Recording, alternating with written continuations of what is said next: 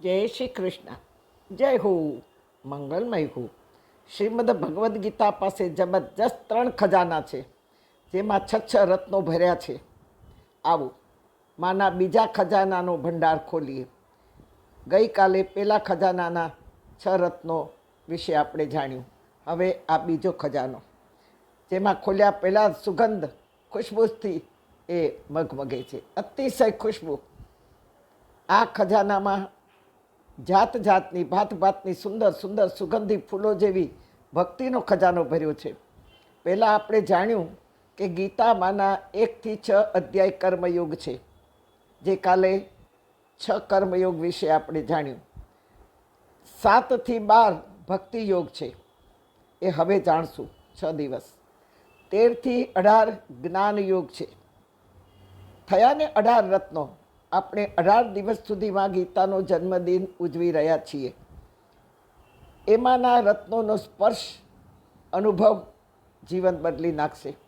આવો, પહેલું રત્ન છે કે જેનો અધિકાર ભગવાન સાથે જે પરણવાને લાયક હશે તેને જ પ્રાપ્ત કરી શકશે. જેના 32 ગુણો ભગવાન સાથે કુંડળીમાં મળતા હશે તે જ ઈશ્વરને પામી શકશે, પ્રભુને પામી શકશે, ઠાકોરજીને, તમે જે તમારા ઈષ્ટદેવને કહેશો તેને પામી શકશે. પણ આ અધ્યાયમાં 36 ગુણો છે. એમાંના અમુક ગુણો તો એવા છે કે ડાયરેક્ટ સીધા ભગવાન સાથે પાણી ગ્રહણ કરાવે, ભગવાન સાથે સીધા જોડી દે. અને એ પહેલો જ રત્ન છે સાધના ભક્તિ. સાધનામાં નિષ્ઠા ન હોય તો સાધના તૂટે. અને સાધના એટલે આપણો જબરજસ્ત પ્રયત્ન, અને સાધ્ય એટલે એ પ્રયત્ન આપણે કોની માટે કરીએ છીએ, શા માટે કરીએ છીએ, એનું કારણ શું છે. સાધના તો વેપાર કરવા માટે પણ કરીએ, સાધના તો વિદ્યા લેવા માટે પણ કરીએ, સાધના તો શરીર સ્વાસ્થ્ય માટે પણ કરીએ.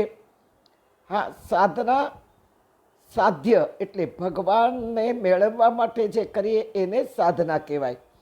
સાધના અને સાધ્ય ભગવાન બંને વચ્ચેના છેડાછેડીનો ગાંઠ છે, એ છે નિષ્ઠા. જ્યાં સુધી દીકરો કન્યાને પાસ ન કરે, કન્યા વરને પાસ ન કરે ત્યાં સુધી ઠીક છે. પાસ થયા પછી લગ્ન વિધિ થાય અને લગ્નમાં છેડાછેડીની ગાંઠ બંધાય. અને એ જ ગાંઠ સાધના અને સાધ્ય વચ્ચે, આપણી અને ભગવાન વચ્ચે જે ગાંઠ છે તે નિષ્ઠાની છે. એ છેડાછેડીની ગાંઠ છે, જે બંધન છે. જીવનમાં બંધન બહુ જરૂરી છે. નદીને કિનારાનું બંધન છે, વૃક્ષોને જમીનનું બંધન છે, સિતારને તારનું બંધન છે, નહીંતર એ સૂર ના છેડી શકે. અરે આપણી સાડીને પણ ઝીણી એવી સેફ્ટી પિનનું બંધન છે કે જેથી મર્યાદા સચવી શકાય. મોતીને દોરાનું બંધન છે. આપણે જે રસોઈ પકાવીએ છીએ ધાન, એને પાત્રનું બંધન છે. પાત્ર ન હોય તો રસોઈ પાકે નહીં, ને પાત્ર ન હોય તો આપણે જમવા શેમાં બેસીએ. કપડાને દોરીનું બંધન છે. ભીનું કપડું દોરી ઉપર જ સૂકવવું પડે, પણ એ સૂકવ્યા પછી દોરીને અને કપડાને બંનેને ક્લિપનું બંધન છે. ચીપટી લગાવીએ છીએ ને આપણે, નહીં તો કપડું પડી જાય ને મેલું થાય. દરવાજાને તાળાનું બંધન છે, બારીને સ્ટોપરનું બંધન છે. જગતની કોઈ પણ વસ્તુ એવી નથી કે જે બંધન વગર ટકી હોય. મારી નાનીમાં કહેતા કે સોયને દોરા વગર કદી રાખવી નહીં. સોયને પરણાવી દે દોરા સાથે, નહીં તો એ કોઈને વાગી જશે. તો દીકરીને સમયસર પરણાવી દેવું જોઈએ, નહીતર ખોટું થઈ જાય. દીકરાને પણ સમયસર પરણાવી દેવા જોઈએ, નહીતર ભવિષ્યમાં ખોટું થઈ જાય. તેથી પહેલું તો જે ભક્તિ છે, સાધના છે, નિષ્ઠા છે, ભક્તિ છે. પણ એ પહેલાં ભક્તિ કરનાર કોણ છે? તો ભક્ત છે.